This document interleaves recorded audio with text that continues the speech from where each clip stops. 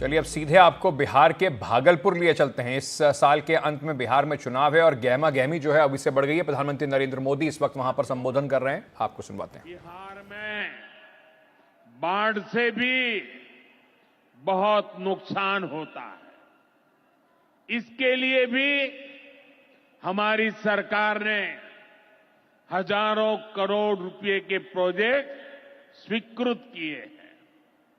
इस वर्ष के बजट में तो पश्चिमी कोसी नहर ईआरएम परियोजना के लिए मदद देने की घोषणा की गई है। इस परियोजना से मिथिलांचल क्षेत्र में 50,000 हेक्टेयर भूमि सिंचाई के दायरे में आएगी। इससे लाखों किसान परिवारों को लाभ होगा। साथियों, एनडीए सरकार किसानों की आय बढ़ाने के लिए अलग अलग स्तर पर काम कर रही है।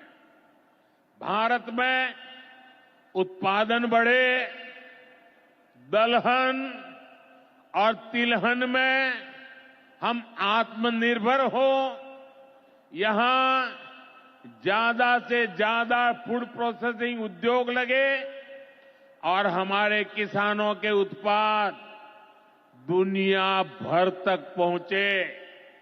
इसके लिए सरकार एक के बाद एक नए कदम उठा रही है। मेरा तो सपना है कि दुनिया की हर रसोई में भारत के किसान का उगाया कोई न कोई उत्पाद होना ही चाहिए। इस वर्ष के बजट ने भी इसी विजन को आगे बढ़ाया है।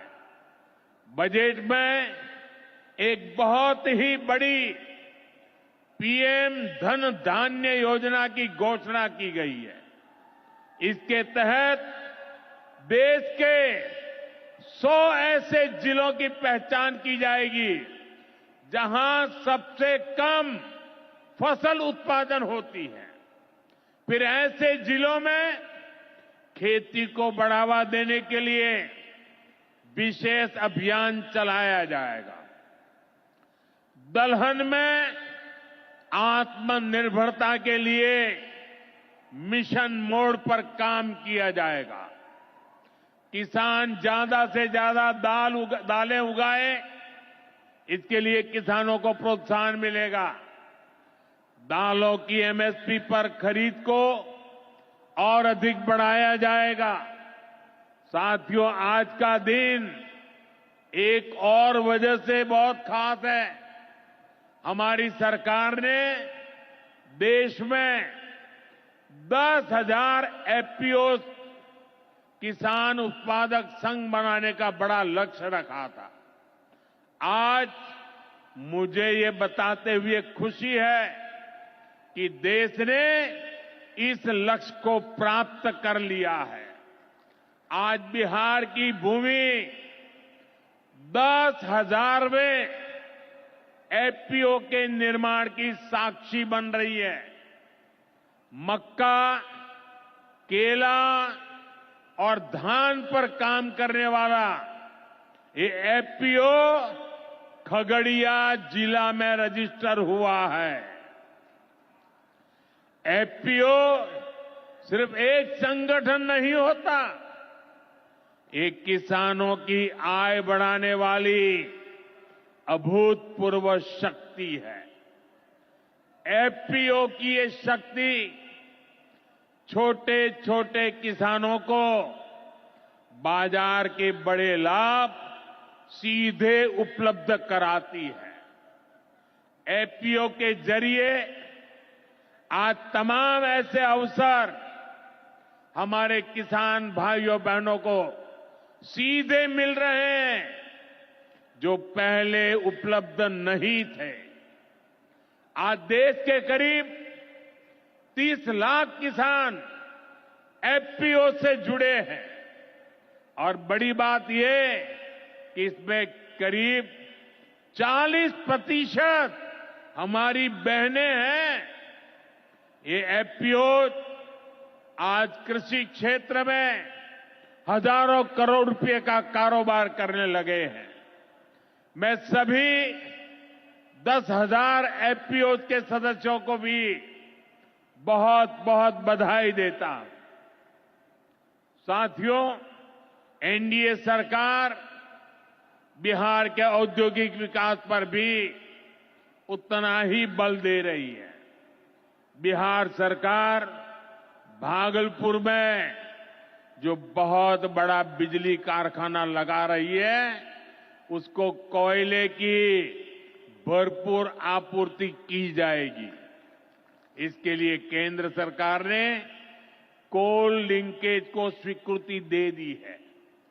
मुझे पूरा भरोसा है यहां पैदा होने वाली बिजली बिहार के विकास को नई ऊर्जा देगी।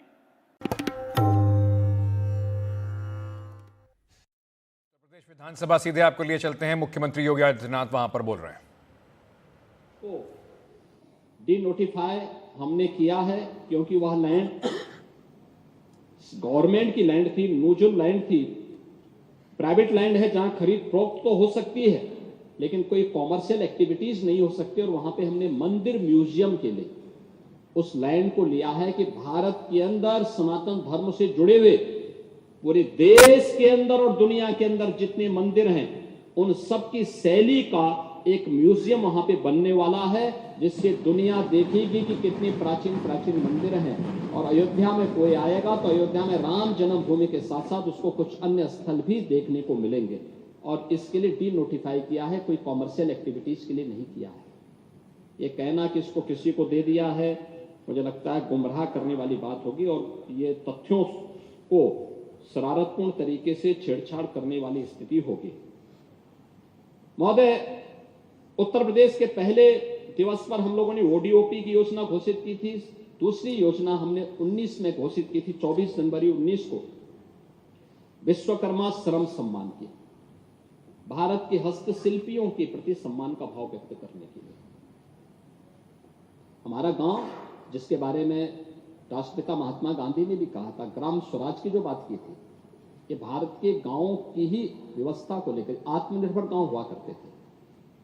गांव में हर व्यक्ति एक दूसरे पर निर्भर होकर के सरकार पर कम आश्रित था, या आश्रित था ही नहीं, आपस में मिलकर के ग्राम व्यवस्था को संचालन करता था। और पहले तो ऐसे होता था, जब ग्राम प्रधानों का चुनाव नहीं होते थे, तो पांडित जी आप तो जानते हैं कि गांव की व्यवस्था अपने आप चलती थी, अपने आप चलती थी। गांव में सम्मानित कोई वरिष्ठ व्यक्ति को लोग ग्राम प्रधान बना करके उस व्यवस्था को चलाते थे, उसकी बात को मानते थे, वह भी एक अभिभावक के रूप में काम करता था, पूरी व्यवस्था को लीडरशिप देता था, गांव के सारे मामलों का निस्तारण वही होता था। गांव का हर व्यक्ति गांव में रहता था, लेकिन गरीबी थी, पैसा नहीं था, लेकिन कोई भूखों भी नहीं रहता था। ये हमारा आदर्श गांव था।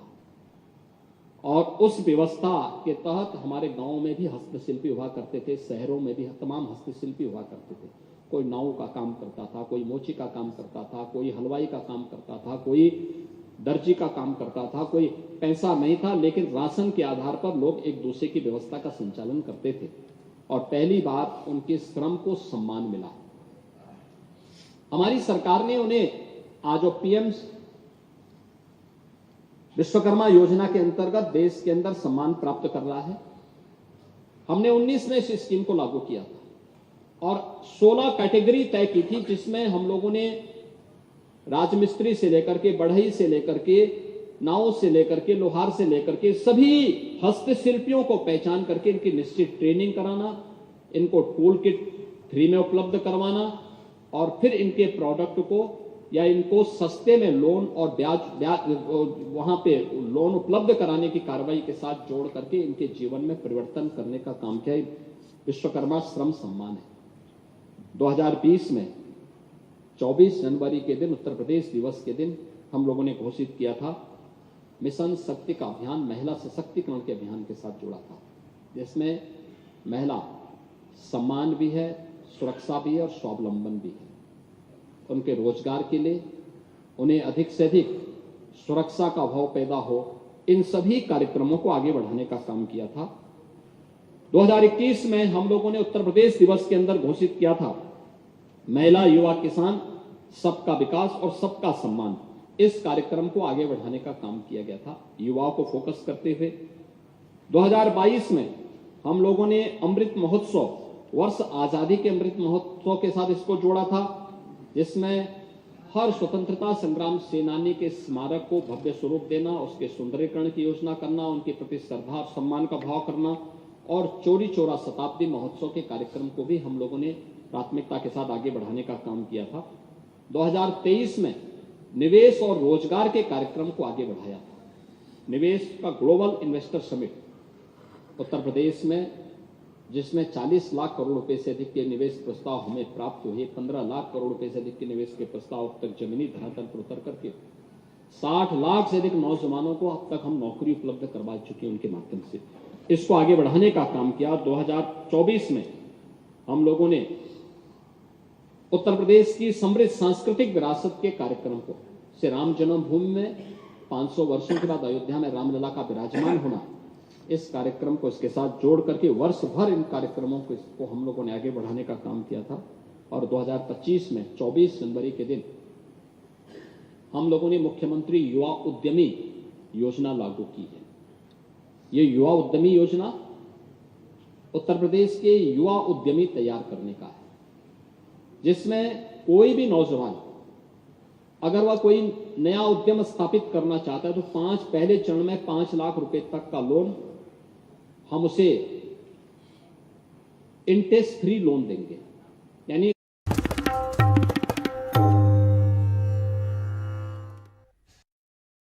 कल करे सो आज कर, रिटायरमेंट अपनी प्लान कर, एनपीएस में इन्वेस्ट कर, छोटे छोटे इन्वेस्टमेंट से कर तू शुरुआत, बड़े कॉर्पस अमाउंट की मिलेगी सौगात। हाँ, कल भी रहे आज के ठाट, पाओ पेंशन 70 हो या 60, चलती रहे लाइफ की पारी। एनपीएस जरूरी है, हाँ करनी है तैयारी, एनपीएस जरूरी है।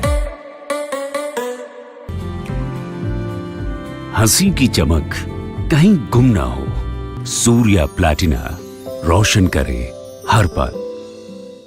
विकास पुरुष प्रधानमंत्री नरेंद्र मोदी जी के मार्गदर्शन एवं माननीय मुख्यमंत्री योगी आदित्यनाथ जी के नेतृत्व में महाकुंभ 2025 प्रयागराज बन चुका है आस्था एवं आधुनिकता का अद्भुत संगम। डिजिटल पथ से जुड़कर देश दुनिया का हर हिस्सा श्रद्धालुओं एवं पर्यटकों की यात्रा को सरल, सुगम और सुरक्षित बना रहा है। एआई पर आधारित कुंभ सहायक चैटबॉट 11 भाषाओं में पर्सनल गाइड बन रहा है। आवश्यक सेवाओं के लिए QR कोड स्कैनिंग सुविधा है। अस्थायी शहर महाकुंभ नगर के हर लोकेशन और कार्यक्रमों के लिए गूगल नेविगेशन उपलब्ध है। साफ सफाई, खाने पीने, रहने एवं किसी भी तरह की सहायता के लिए महाकुंभ में डिजिटल प्लेटफॉर्म उपलब्ध है। इनमें Mahakumbh app, website, QR code scanning से लेकर चैटबॉट तक की सुविधाएं हैं। पहली बार महाकुंभ में डिजिटल महाकुंभ अनुभूति केंद्र बनाया गया है। इसमें महाकुंभ के ऐतिहासिक महत्व को डिजिटल रूप में समझा जा सकता है। 45 दिनों का महापर्व नया इतिहास रचने की ओर है अग्रसर, क्योंकि ये है दिव्य भव्य डिजिटल एकता का महाकुंभ।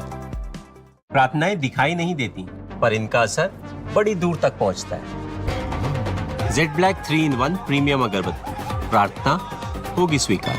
पेश है नया सरगम। इसकी फास्ट एक्शन टेक्नोलॉजी से पाउडर झट से घुले, फट से दाग निकाले। आपकी मेहनत खत्म, माँ कसम है माँ कसम। नया सरगम। Hello Moto. Motorola, India's leading 5G smartphone brand.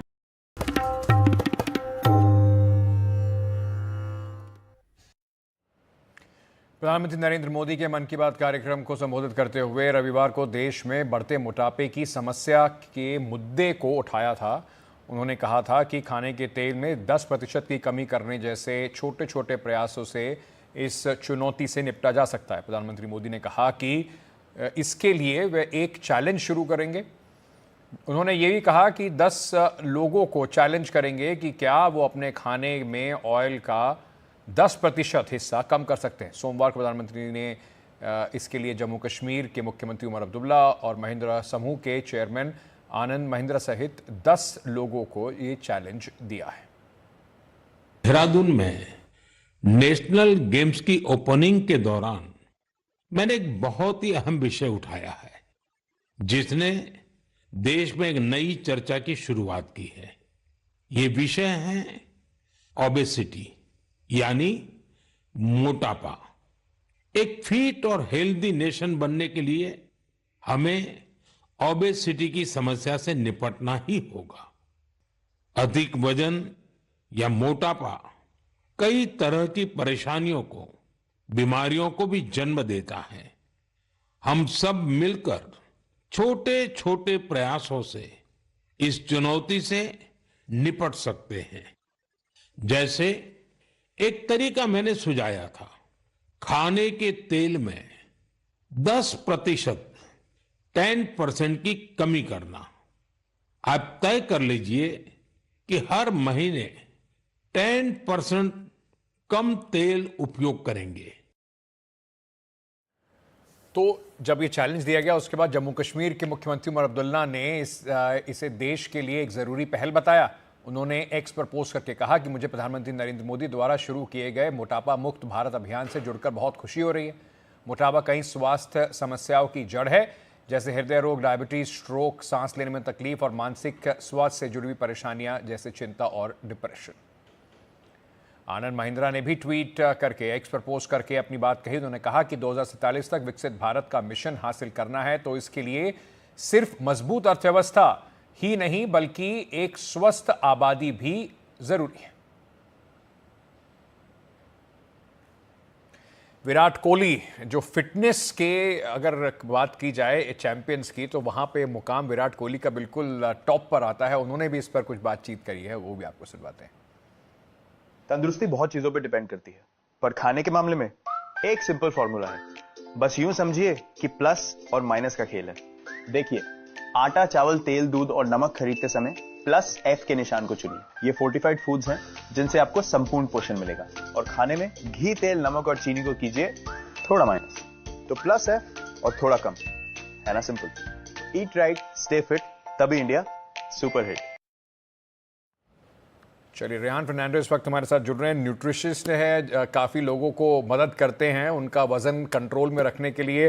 बहुत बहुत शुक्रिया हमारे साथ बात करने के लिए। सबसे पहले मैं आपसे यही पूछना चाहूँगा कि प्रधानमंत्री ने जिस तरीके का ये चैलेंज दिया है, भारत में मैं अभी कुछ आंकड़े देख रहा था, 12% से ऊपर अगर बात की जाए तो पुरुष और 40% महिलाओं में ये ओबेसिटी जो है, एब्डोमिनल ओबेसिटी भारत में पाई जाती है। 2024 के आंकड़े हैं, करीब 100 मिलियन ऐसे लोग हैं जिन्हें ओबेसिटी की श्रृंखला में रखा जाता है। तो भारत में भी एपिडेमिक के तौर पर ये ओबेसिटी बढ़ती जा रही है। Ankit ji, thank you for having me today. जो आपका क्लाइंट्स होता है इंडिया में, सब लोग बोलते हैं कि मैं मोटापा नहीं हूँ। पहला चीज़ देखने का है कि प्रधानमंत्री ने, I love what he is done, amazing. Omar Abdullah is my nutrition client, Virat Kohli was my nutrition client. ये लोग क्या करता है, ये लोग थम वाला तेल यूज़ करते हैं। अभी प्रधानमंत्री को देख लिया कि हमारा देश के अंदर सब लोग डायबिटीज़, हाइपरटेंशन, हार्ट अटैक का कैपिटल हो गया।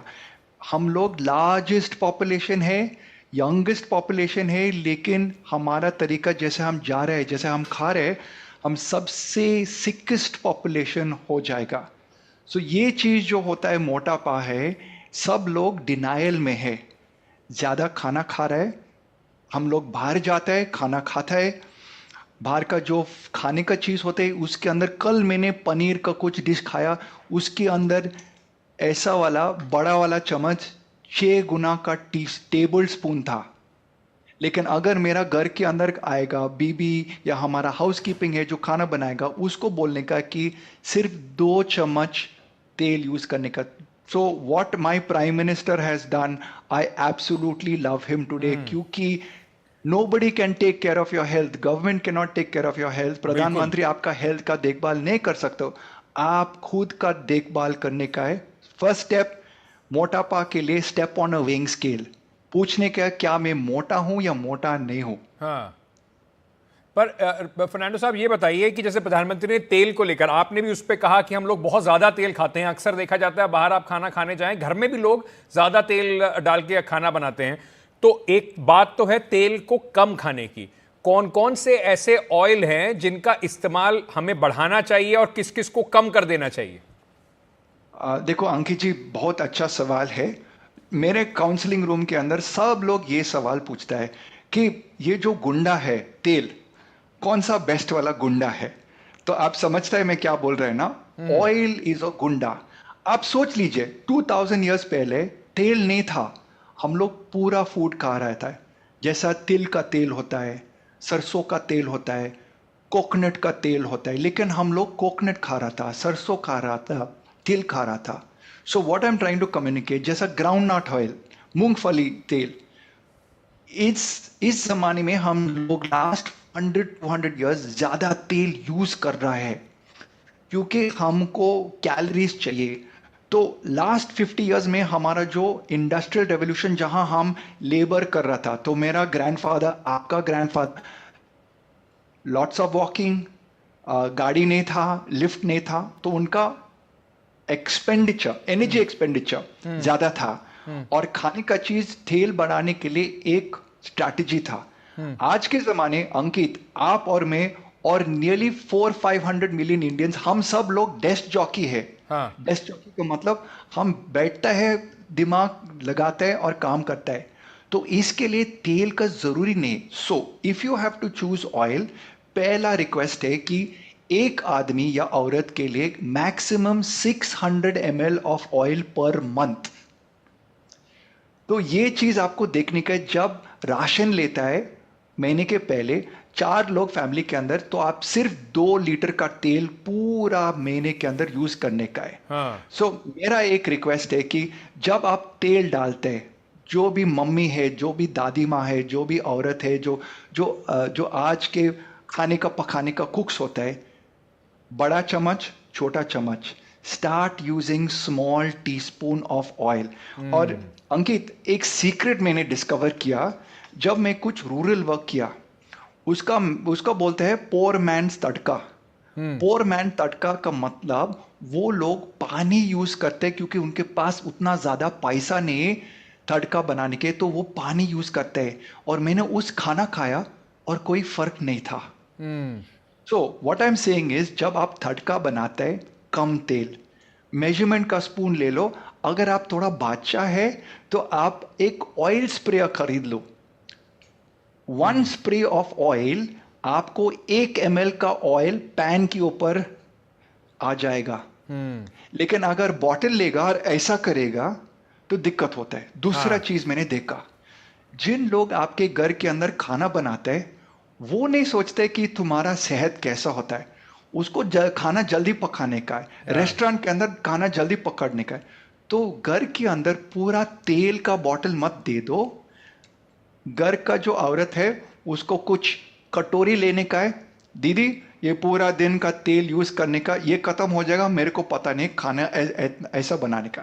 और तीसरा टिप, जो घी होता है, सब लोग पूछते हैं घी अच्छा है, घी बुरा है। घी अच्छा है, लेकिन पूरा दिन के अंदर अगर आपके पास कोई कोलेस्ट्रॉल का प्रॉब्लम नहीं है, ओनली छोटा वाला चम्मच 2 टीस्पून। तो मेरा दादी माँ व्हेन शी वाज अलाइव, तुम बहुत पतला है, मैं आपके लिए 3 टेबल स्पून का घी खाएगा। Prime minister said 10% reduction, teaspoon लेके आ जाओ। ये क्या है? ये छोटा चम्मच। तो कौन सा तेल खाएंगे उससे बेहतर और उससे ज्यादा जरूरी है कि जो अभी खा रहे हैं उसको कम कर लीजिए। ये बड़ा अच्छा आपने बताया कि मानक जो है 1 लीटर बहुत होगा अगर 2 लोग आपके घर में हैं, और 2 लीटर बहुत होगा अगर 4 लोग घर में हैं। पूरे महीने में इतना ही तेल आपको खाना है अगर आप स्वस्थ रहना चाहते हैं। बहुत बहुत शुक्रिया रायन फर्नांडो साहब हमसे बात करने के लिए। इंपॉर्टेंट है, अपनी सेहत का ध्यान आप खुद ही रख सकते हैं। सरकार आपके लिए बेहतर अस्पताल बना भी देगी, तो बीमार होने के बाद ही आप उस अस्पताल में पहुंचेंगे। तो कोशिश कीजिए कि आपको बीमारी हो ही ना, आप बचे रहें, स्वस्थ रहें, ये बहुत जरूरी है। छोटा सा ब्रेक लेके वापस आ रहे हैं, बंद रहिए हमारे साथ।